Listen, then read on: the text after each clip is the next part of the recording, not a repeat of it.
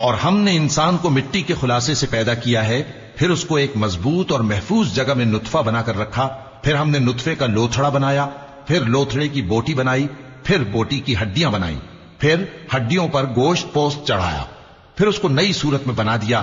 سو بڑا برکت والا ہے اللہ جو سب سے اچھا بنانے والا ہے۔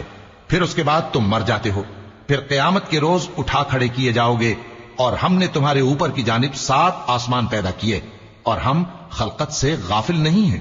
اور ہم ہی نے آسمان سے ایک اندازے کے ساتھ پانی برسایا، پھر اس کو زمین میں ٹھہرا دیا، اور ہم اس کے نابود کر دینے پر بھی قادر ہیں۔ پھر ہم نے اس سے تمہارے لیے کھجوروں اور انگوروں کے باغ بنائے، ان میں تمہارے لیے بہت سے میوے ہوتے ہیں، اور ان میں سے تم کھاتے ہو۔ اور وہ درخت بھی ہم ہی نے پیدا کیا جو طور سینا کے دامن میں ہوتا ہے، یعنی زیتون کا درخت کہ کھانے کے لیے روغن اور سالن لیے ہوئے اگتا ہے۔ اور تمہارے لیے چوپایوں میں بھی عبرت ہے کہ جو ان کے پیٹوں میں ہے اس سے ہم تمہیں دودھ پلاتے ہیں، اور تمہارے لیے ان میں اور بھی بہت سے فائدے ہیں، اور بعض کو تم کھاتے بھی ہو، اور ان پر اور کشتیوں پر تم سواری بھی کرتے ہو۔